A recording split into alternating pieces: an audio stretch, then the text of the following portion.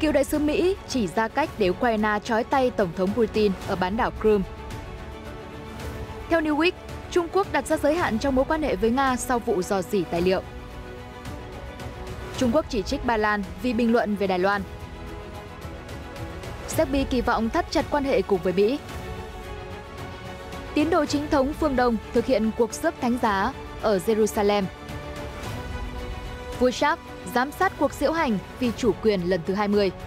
Tất cả sẽ có trong chương trình ngày hôm nay.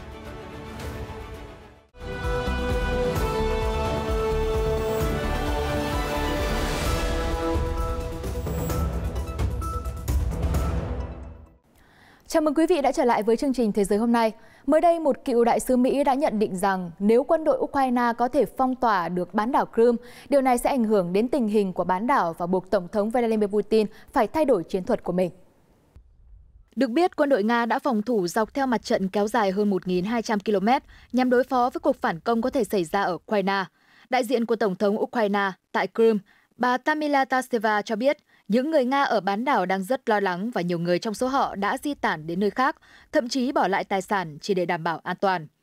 Cựu đại sứ Mỹ tại Kazakhstan và Georgia, ông William Cartney bình luận rằng phong tỏa Crimea sẽ là chiến lược tốt hơn cho Ukraine về lâu dài nếu muốn lấy lại bán đảo. Ông Cartney nói với Newsweek rằng lãnh thổ bán đảo phía nam này đang trở nên quan trọng do những lời đe dọa hạt nhân của ông Putin. Ông nói, nếu Crimea bị phong tỏa, Nga sẽ không thể sử dụng thành phố Sevastopol làm căn cứ hải quân, đồng thời các tàu chiến của Nga ở Biển Đen sẽ không thể gây rối cho hoạt động hàng hải của Ukraine. Theo ông Cartney, một cuộc phong tỏa bán đảo sẽ khiến ông Putin xem xét lại chiến lược quân sự. Tuy nhiên, Nga có thể sẽ dùng đến các vũ khí mạnh hơn hoặc tấn công nhiều hơn ở các tỉnh thành khác. Ông Cartney cho rằng các lực lượng Ukraine nên tập trung vào cây cầu Crimea vì nó nối liền bán đảo với lãnh thổ Nga. Cây cầu bị phong tỏa sẽ chặn tuyến hậu cần của Nga và các tàu chiến ở Biển Đen. Ông Cartney tiếp lời, điều đó không chỉ vô hiệu hóa phần lớn bán đảo mà còn khiến Nga không thể cung cấp chi viện cho các lực lượng đang chiếm đóng ở Kherson và vùng Zaporizhia. Hôm 14 tháng 4, Thủ tướng Ukraine Denis Shmyhal đã khẳng định rằng Kiev và Washington vẫn đoàn kết bất chấp vụ rò rỉ tài liệu quân có liên quan đến cuộc chiến ở Ukraine. Trong buổi họp báo ở Đại sứ quán Ukraine tại Washington, ông Shmyhal đã từ chối bình luận về vụ rò rỉ tài liệu quân sự và ông cũng không tiết lộ liệu có quan chức Mỹ nào xin lỗi chính quyền Kiev về việc này. Ông nói rằng, chúng tôi đã thảo luận các vấn đề và thách thức quan trọng trong chuyến thăm 3 ngày. Chúng tôi vẫn đoàn kết với nước Mỹ và các đối tác quốc tế khác nhằm chuẩn bị cho cuộc phản công. Chúng tôi chắc chắn giành chiến thắng trong cuộc chiến chống lại Nga và giành lại lãnh thổ. Ông Shmyhal cho biết thêm, Ukraine và Mỹ đã thống nhất các vấn đề như huấn luyện binh sĩ, cung cấp vũ khí, trong đó bao gồm cả tên lửa tầm xa. Một số trang tài liệu bị rò rỉ đã tiết lộ những yếu điểm của vũ khí, hệ thống phòng không và quy mô tiểu đoàn của Ukraine tại thời điểm quan trọng của cuộc chiến. Theo Newsweek, Trung Quốc đã thiết lập ranh giới trong mối quan hệ với Nga với việc tuyên bố không bán vũ khí cho bất kỳ bên nào dính líu đến cuộc chiến ở Ukraine. Trong cuộc họp báo ngày 14 tháng 4, Ngoại trưởng Trung Quốc Tần Cương đã thề rằng Bắc Kinh sẽ không chuyển giao vũ khí sát thương cho bất cứ bên nào trong cuộc chiến, đồng thời kiểm soát chặt chẽ các mặt hàng xuất khẩu có nhiều công dụng. Theo tài liệu bị rò rỉ của Lầu Năm Góc, Trung Quốc đã phê duyệt cung cấp hỗ trợ sát thương cho Moscow vào đầu năm 2023 thông qua các cách thức ngụy trang thành mặt hàng dân sự. Nhà nghiên cứu Timothy Hare của Tổ chức Hợp tác RAND nói với Newsweek rằng hiện tại Bắc Kinh sẽ giữ vững lời thề không cung cấp vũ khí cho các bên trong cuộc chiến ở Ukraine, vì điều đó quá rủi ro. Nhiều ánh mắt quan sát đang theo dõi các hoạt động mua vũ khí của Nga, do đó Trung Quốc có thể vấp phải phản ứng dữ dội của Mỹ và châu Âu, trong khi đây vốn là hai thị trường lớn của Trung Quốc. Tuy nhiên, ông Hale cũng lưu ý rằng Bắc Kinh có thể thay đổi chính sách của mình nếu sự chú ý của quốc tế vào việc này giảm xuống. Họ có thể cung cấp cho Nga các loại đạn dược, thiết bị mà khó có thể phát hiện ra nguồn gốc xuất xứ là từ Trung Quốc.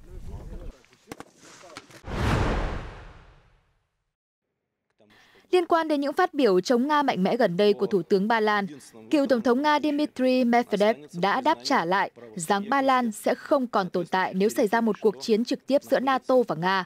Cụ thể, trong chuyến công du đến Mỹ, Thủ tướng Ba Lan Mateusz Morawiecki đã nói với đài NBC rằng ông không lo ngại nếu cuộc chiến ở Ukraine lan rộng sang Ba Lan, vì khi đó xung đột là trận đối đầu giữa Nga và NATO.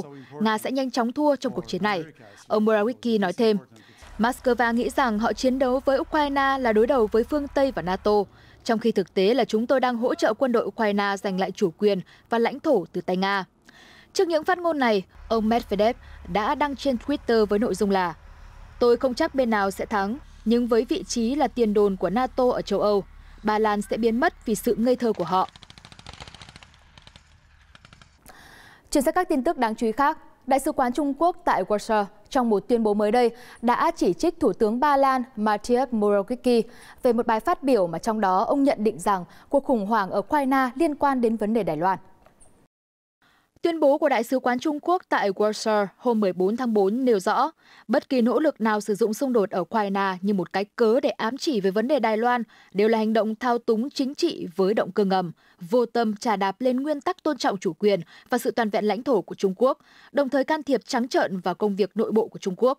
Trước đó một ngày, trong bài phát biểu trước Hội đồng Đại Tây Dương ở Washington, Thủ tướng Morawiecki đã lập luận rằng nếu Ukraine thua cuộc trong cuộc chiến với Nga, Trung Quốc sẽ sử dụng vũ lực với Đài Loan ngay sau đó. Gần đây, nhà lãnh đạo Ba Lan cũng bị cựu Tổng thống Nga Dmitry Medvedev chỉ trích vì ông nói rằng NATO sẽ nhanh chóng đánh bại các lực lượng Nga nếu cuộc xung đột ở Ukraine leo thang thành một cuộc đối đầu trực tiếp giữa Nga và khối quân sự phương Tây. Bắc Kinh luôn khẳng định chủ quyền với Đài Loan, coi hòn đảo này là một phần lãnh thổ không thể tách rời của Trung Quốc. Trong kỳ họp mùa xuân thường niên giữa Quỹ tiền tệ quốc tế IMF và Ngân hàng Thế giới, Giám đốc IMF bà Kristalina Georgieva cảnh báo rằng khi nền kinh tế toàn cầu chia thành các khối thương mại tự cung tự cấp, tình trạng này sẽ tạo ra một cuộc chiến tranh lạnh mới. Bà Georgieva thừa nhận rằng đại dịch COVID-19 và cuộc chiến ở Ukraine đã phơi bày những điểm yếu trong việc toàn cầu hóa. Bà kêu gọi các chính phủ không nên hành động quá mức để đảm bảo an toàn cho nền kinh tế. Bà nhấn mạnh, vấn đề đặt ra là liệu chúng ta có thể tăng cường đảm bảo chuỗi cung ứng và không để các căng thẳng đi xa đến mức rơi vào chiến tranh lạnh lần hai. Tôi tin là chúng ta có thể làm được. Bà Georgieva nói tiếp, nếu các quốc gia không lý trí hơn, nhiều người trên thế giới sẽ đối mặt với những điều tồi tệ.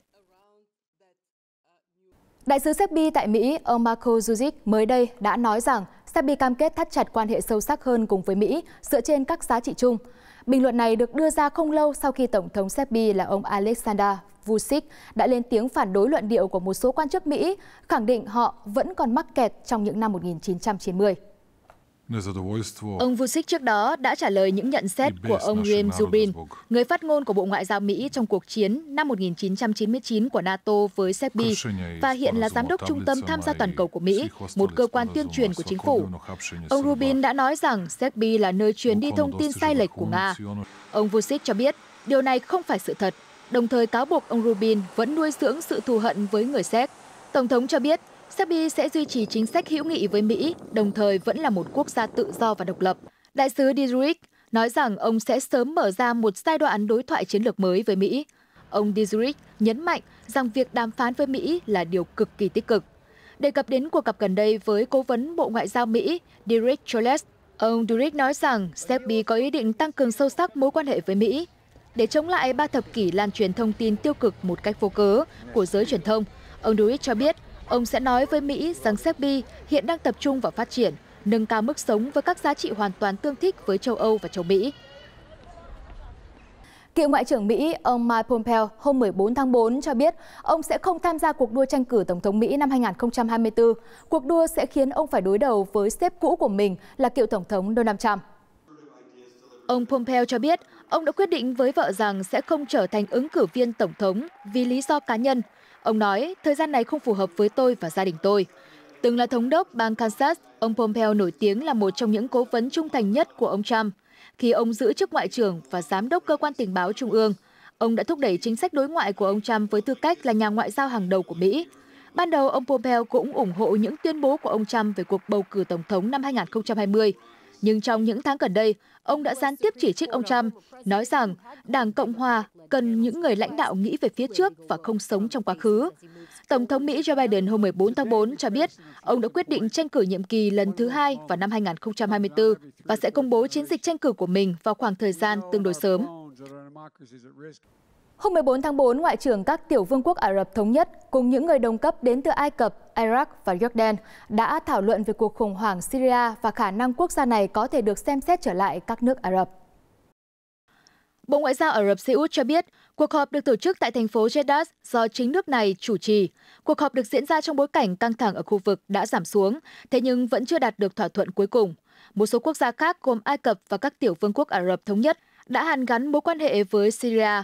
Họ gần như ngưng phản đối chính quyền Tổng thống Syria Bashar al-Assad vì các cuộc đàn áp biểu tình.